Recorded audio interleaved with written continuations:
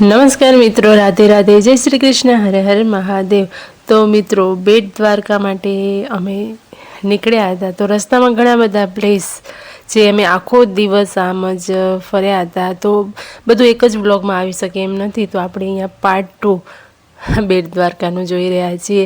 તો અમે પહેલાં જે સ્થળે બધા ગયા એ આગળના વિડીયોમાં તમે જોયું, અને પછી અહીંયા કષ્ટભંજન હનુમાન દાદાને ત્યાં આવ્યા બધા એમના ભજન કીર્તન કરતાં કરતાં, અને ત્યાંથી પછી અમે નીકળી ગયા હતા ગોપી તળાવ।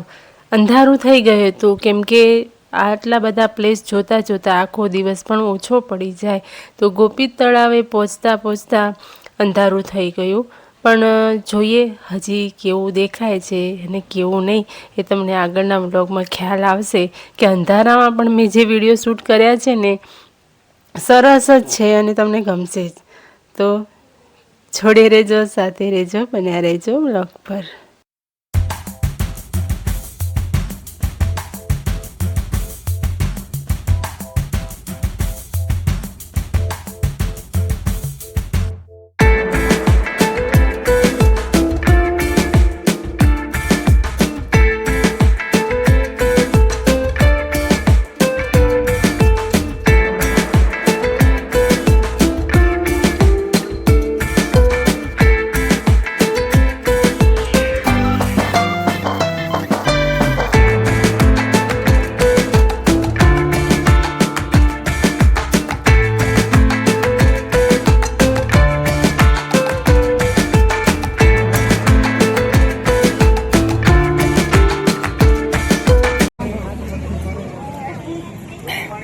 તો અત્યારે આવી ગયા છે ગોપી તળાવ।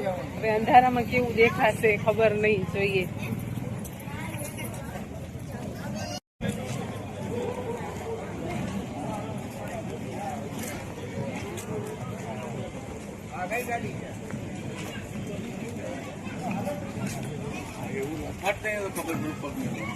ये क्या मस्त फोड़ के चमकता चमकता मस्त लागे दी ओला नवरात्रि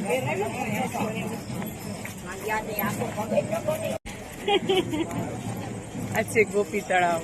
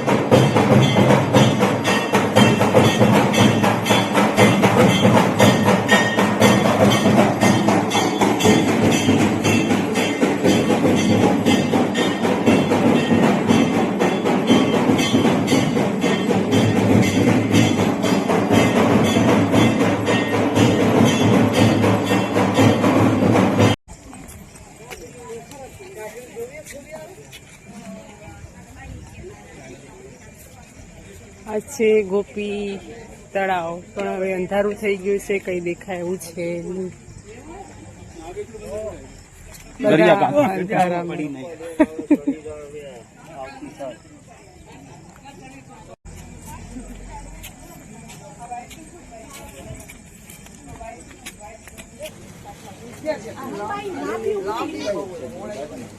શોપિંગ ચાલુ છે।